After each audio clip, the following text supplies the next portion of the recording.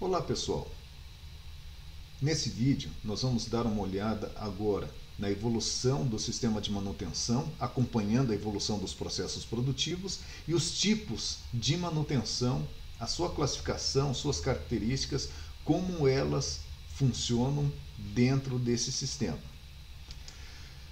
A apresentação minha, que já foi vista em outros vídeos, então passaremos direto e vamos ao que interessa. A evolução do sistema de manutenção. A maioria dos livros, na verdade, ela caracteriza essa evolução em 4 gerações. Alguns livros colocam como 5, já vi literatura com 6 gerações, mas 4 gerações nos define bem nesse processo. E é o que a gente vai usar nessa apresentação. Então, na primeira geração, que vai até a Segunda Guerra Mundial, 45, a indústria era pouco mecanizada. Os equipamentos eram simples, superdimensionados. A atuação da manutenção, basicamente, era um consertador de coisas que quebravam. Então, não havia muitos planejamentos, era basicamente uma ação reativa à quebra dos equipamentos. Na segunda geração, que é após a Segunda Guerra, dos anos 60 em diante, já começa o aumento da mecanização. A produção começa a ser mais complexa, os seus sistemas, e você precisa de um planejamento, precisa de uma estruturação do setor de manutenção para dar suporte à produção. E basicamente se trabalhava em manutenção preventiva, em planos de manutenção. Alguns muito bem elaborados, outros sobrecarregados, mas era o que atendia o processo naquela época. Lembra, estamos nos anos 60. Então, nosso controle era tudo baseado em fichas e papéis e formulários. Então, o controle também era complexo. A terceira geração já surge na década de 70 até 2000. Então, há uma mudança gritante no meu processo de produção. As mudanças são muito aceleradas. A automação das linhas, a participação de robôs na minha linha produtiva cresce grandiosamente. Para isso, nos requer uma nova visão das falhas, como se analisa causa-raiz de falha, o RCA, análise de causa-raiz de falha, com várias ferramentas de análise são implementadas, novas técnicas de análise também e monitoramento de sistemas. Então eu quero saber antecipadamente o que está acontecendo no meu equipamento e o que pode levá-lo à falha e por que ele falha. Então esse é o ambiente em que começamos a trabalhar. E na quarta geração, a partir do ano 2000, nós começamos a embarcar sistemas inteligentes. Inteligentes, entre aspas, que são os sensores que monitoram o comportamento da máquina.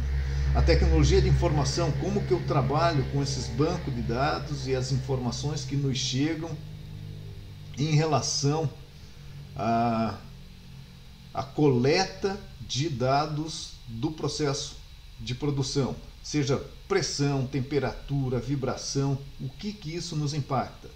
Começo a trabalhar muito forte em gestão de risco, porque meus processos agora são monitorados por leis ambientais, leis trabalhistas mais rígidas, e tem que ser. Então, o range ou o espectro de falhas ou acidentes tolerados cada vez menor, a confiabilidade humana levada também muito em consideração. Nós temos que capacitar o ser humano para que ele erre menos e que ele participe mais da tomada de decisão de uma forma assertiva. Então, o design das tarefas e do posto de trabalho tem que ser adequado ao ser humano. A questão de ergonomia, a questão de iluminação, ventilação, para dar um conforto para esse ser humano, de forma a estressá-lo menos para o erro. Caminhamos na indústria 4.0, os Big Data, robôs colaborativos, realidade aumentada, Então, outros aspectos são envolvidos nessa geração. E para isso, a tomada de decisão da manutenção, nós começamos a trabalhar com redes neurais, sistemas especialistas, lógica nebulosa, neurofuzzy e gestão de ativos. Então eu quero avaliar a gestão de todo o ativo da minha empresa, seja ativo físico, financeiro, recursos humanos. Eu quero trabalhar com eles para ter o melhor resultado possível da minha manutenção.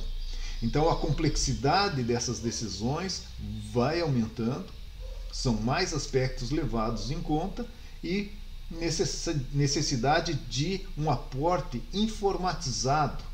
Você não consegue fazer uma manutenção moderna hoje, atual, sem um sistema informatizado. Para isso existem algumas soluções mobile, com QR Code no equipamento. Em vez de você simplesmente tagueá-lo com um número, você pode chegar com o celular e pegar toda a ficha do equipamento, quando que ele foi comprado, qual a última manutenção, qual o plano de manutenção. Então você consegue hoje administrar esses dados, colocá-lo para rodar. A solução mobile também facilita você, mesmo fora da empresa, ter acesso aos dados de produção e de manutenção. Você consegue abrir ordem de serviço, visualizar as ordens, apontar tempos de paradas, visualizar rotas de inspeção, de preditiva, lubrificação, lançar as atividades efetuadas, inseridos falhas de defeitos, várias outras possibilidades que nós temos hoje de maneira facilitada e num custo muito acessível, comparado com o que tínhamos há 5, 10 anos atrás. Hoje essa tecnologia está à mão. A diferença, ou a maior importância se dá qual tecnologia que lhe atende. A tomada de decisão está nesse aspecto. Qual a melhor tecnologia que vai atender a tua necessidade de empresa? A mantenabilidade, ou seja, a facilidade de se fazer manutenção. Nós temos os sensores, entre aspas, dedo duro das máquinas, que vão dizendo qual a sua performance, quais são os aspectos que estão influenciando no desgaste acelerado ou não deles, e você consegue monitorá-lo remotamente. Isso é fantástico, é uma evolução grande. Para todos os processos, não, mas o princípio é esse. Você pode fazer numa máquina high-tech, última geração, ou numa máquina mais antiga, usar o mesmo princípio para monitorar aquilo que lhe importa. Nesta evolução de manutenção, nós temos uma grande mudança de paradigma. O antigo paradigma, que é lá da primeira geração, o bom mantenedor, o bom manutentor, é aquele que executa um bom reparo. Hoje, nós estamos buscando o quê? Um novo paradigma. Que o bom mantenedor é aquele que consegue evitar todas as falhas não previstas. Então, na evolução da manutenção, é isso que nós estamos buscando. Fazer esta evolução na manutenção. Então, para isso, a missão da manutenção agora é agir de uma forma proativa. Eu quero evitar as falhas, porque o meu equipamento só produz quando ele está em uso.